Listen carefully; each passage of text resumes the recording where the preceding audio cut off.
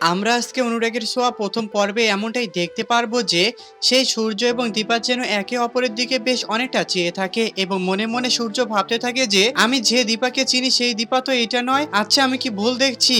এই মেয়েটা কি আবার নতুন করে অন্য কাউকে পায়? তাহলে কি দীপা আবার জেল থেকে বের হয়ে নতুন কোনো সঙ্গী পেয়ে গিয়েছে, যার কারণে তার এতটা পরিবর্তন? এই কথা ভাবতে ভাবতেই যেন হঠাৎ করে সে একটা কথা বলে ওঠে যে দীপা ম্যাডাম আসুন, আমরা আপনার অপেক্ষায় বসেছিলাম। এর কথা শোনা মাত্রই যেন দীপা মনে মনে ভাবতে থাকে যে ডাক্তারবাবু কি আমাকে চিনেও না চেনার ভান করছে। ঠিক তখনই কিন্তু সেখানে পাশে বসে থাকা জয় যেন বলে উঠেছে দিদি ভাই তুমি এখানে। উর্মিও যেন ঠিক একই কথা বলে ওঠে। তখন যেন সেই দীপা মনে মনে ভাবতে থাকে যে না, আমাকে তো সবাই এখানে চিনে যায়, কিন্তু এই ডাক্তারবাবু আমার সঙ্গে এরকম করছে কেন? ঠিক তখনই কিন্তু পাশে আবারও দাঁড়িয়ে থাকা রূপা যেন তার মাকে দেখে বলতে থাকে যে মা, তুমি আমাকে দেখেও এরকম না দেখার ভান কেন করছো? তুমি কি আমাকে ভুলে গিয়েছো যে এরকম সেনগুপ্ত পরিবার আমাকে ভুলে গিয়েছে? তুমি কি আমাকে নিজের মেয়ে বলে মনে করো না, যেমন সেনগুপ্ত পরিবার আমাকে মেয়েবিহীন করে দিয়েছে? ঠিক তখনই কিন্তু বেশ দীপার মনের ভিতরে রূপার জন্য অনেকটাই কৌতূহল সৃষ্টি হয়ে যায়।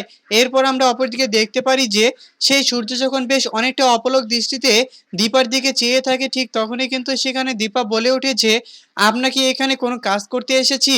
আপনারা যদি আমার সঙ্গে কোনো ধরনের ডিল না করতে চান তাহলে আপনারা এখান থেকে চলে যেতে পারেন, কিন্তু আমাকে এখানে ডাক দিয়ে নিয়ে এসে আমার অমূল্য সময়টাকে নষ্ট করবেন না প্লিজ। আমি এখান থেকে টেন্ডারটা না দিয়ে চলে যেতে পারি। আমি এই টেন্ডার না হয় অন্য কাউকে দিয়ে দিব। তখন যেন সেই সূর্য আবার হঠাৎ করেই যেন স্বপ্ন জগৎ থেকে ফিরে আসে এবং বলতে থাকে যে না ম্যাডাম, আমাদের এই টেন্ডারটা বেশ অনেকটা গুরুত্বপূর্ণ। আমরা যদি এবার এই টেন্ডারটা না পাই তাহলে আমরা একদম মাটির সঙ্গে মিশে যাব। তখন যেন দীপা সূর্যের মুখে এমন কথা শুনে বেশ অনেকটাই মন খারাপ করে এবং মনে মনে ভাবতে থাকে যে আচ্ছা, আমি হয়তো বা 5টি বছর এখানে নেই, আমি তো অনেক টাকা পয়সা কামিয়ে নিয়েছি, কিন্তু সেনগুপ্ত পরিবারের এ কেমন হাল? আমি তো এই হাল কোনোভাবেই দেখতে পারি না। হ্যাঁ বন্ধুরা, অনুরাগে তারপর যেন দীপা এগুলো কথা ভাবতে ভাবতে আবারও সেই সূর্যকে টেন্ডারটা দিয়ে দেয় এবং কি রূপাকে দেখার এবং কি এবং কি রূপাকে তার নিজের সঙ্গে নিয়ে চলে যায়। হ্যাঁ বন্ধুরা, অনুরাগীর ছোঁয়া পরবর্তী এপিসোড যদি এরকম হয় তাহলে আপনাদের কাছে কেমন লাগবে তা অবশ্যই আমাদেরকে কমেন্ট করে জানাতে একদমই ভুলবেন না। ধন্যবাদ।